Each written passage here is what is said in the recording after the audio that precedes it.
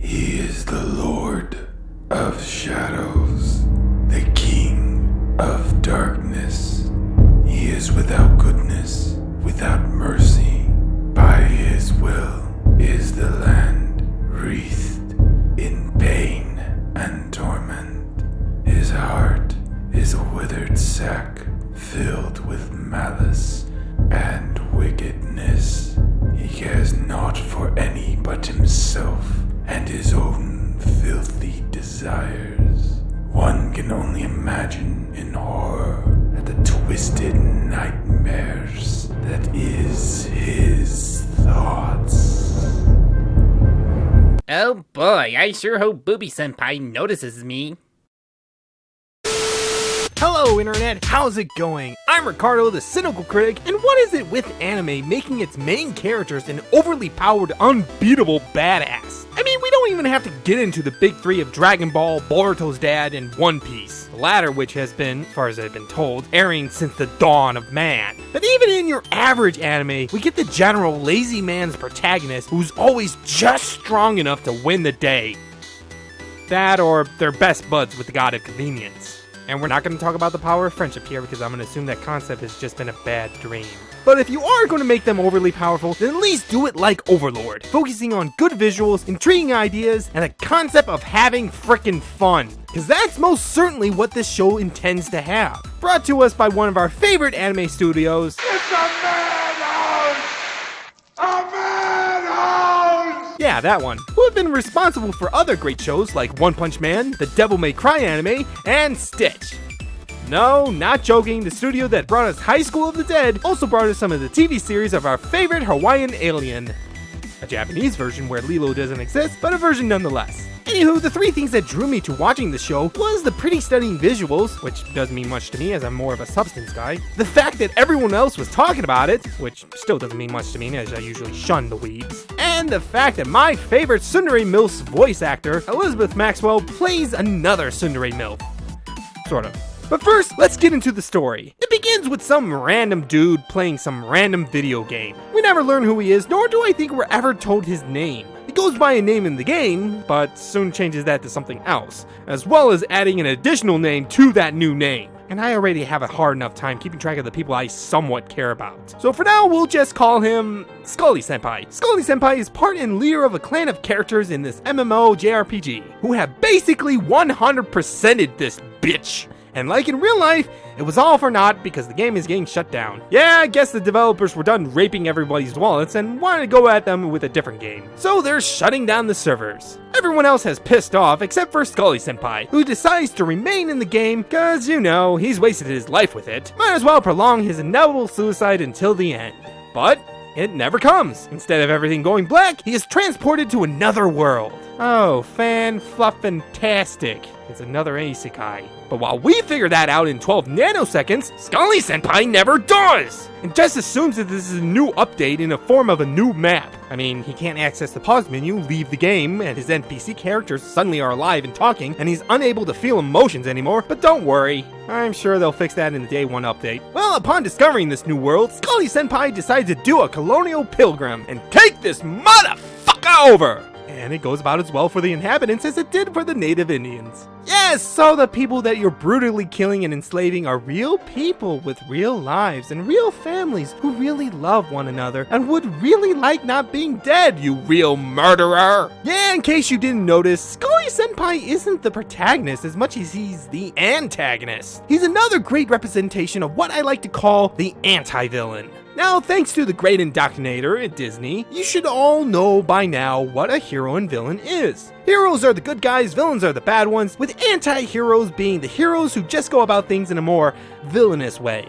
Well, an anti-villain is a villain that does things in an occasionally heroic way. Yeah, sometimes the bad guy doesn't like being the bad guy. Well, some popular anti-villains are Dexter Morgan from Dexter, Bender Bending Rodriguez from Futurama, and Hillary Clinton. They all are clearly evil, but do it in a way that we can't help but still love them, for some very weird reason. And Scully-senpai is a great addition to them. He's gonna take over this world to find his friends.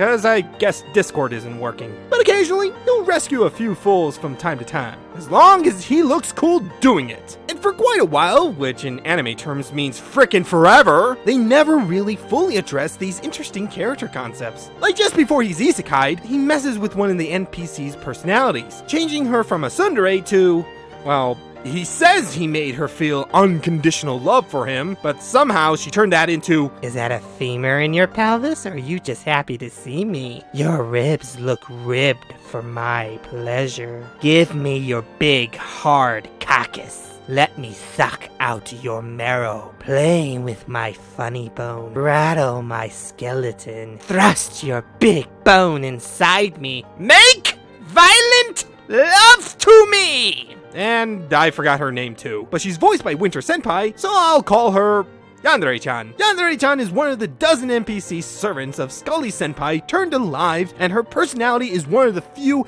absolutely great things about the show. And not just for the obvious reason, you perverts. No, it's because she, like nearly every other character in the show, plays her part so seriously despite the campiness of the scenes. While the story doesn't change and the world is generic as hell and the characters are all clear-cut stereotypes, in the end, the show takes every scenario so seriously while having this undertone of enjoyment in making fun of them. Like how I said, our main character is literally one crucified son away from being God. He is so powerful and has all these rare superpower items in the game and so many similarly powerful waifus.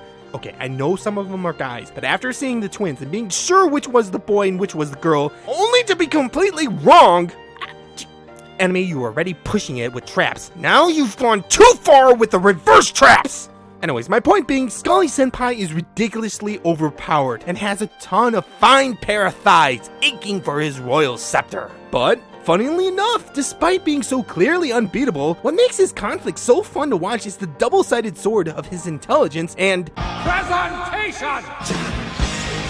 like the MMO JRPG playing anime watching virgin he is, he goes at each of his fights with a clever and devious mind, cautious yet confident in his abilities. And seeing that confidence and hearing him boast, somewhat humbly from time to time, about his godlike figure is like watching an operatic performance of a Dragon Ball episode. However, I will say that it does get a little repetitive from time to time and kind of downgrades the tension a bit. But again, the characters occasionally save the moment. Like when the season ends, despite being clearly the bad guy who's out for only number one, he ends up going out of his way to save one of his servants, and it's kinda sweet. You didn't expect it from him, that there is still some sort of humanity left inside, that he would risk his life and sacrifice his immense fortune just for him to rescue some dumb NPC. Dude literally spent all his money on just one of his waifus. That there is a true weeaboo that we should all aspire to be.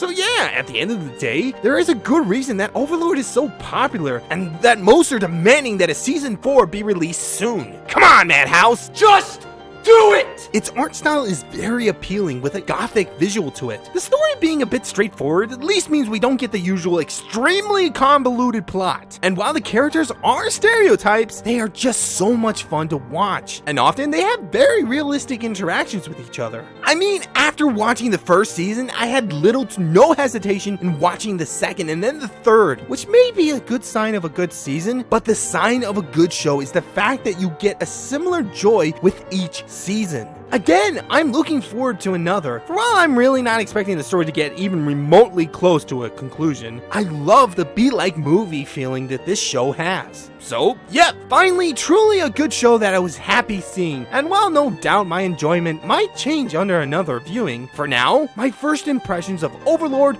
were great. But what did you guys think? Did any of you watch Overlord? What did you think of the ultimate weeaboo? Write your thoughts in the comment section below. As for next time's first impressions, let's go back to shows that were just bad. Well, one's a movie, but it's animated, has a weird fetish when it comes to science, and both were extreme waste of potentials, as well as my time.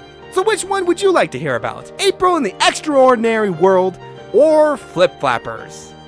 No, I did not make those titles up. That is what both of those shows are called.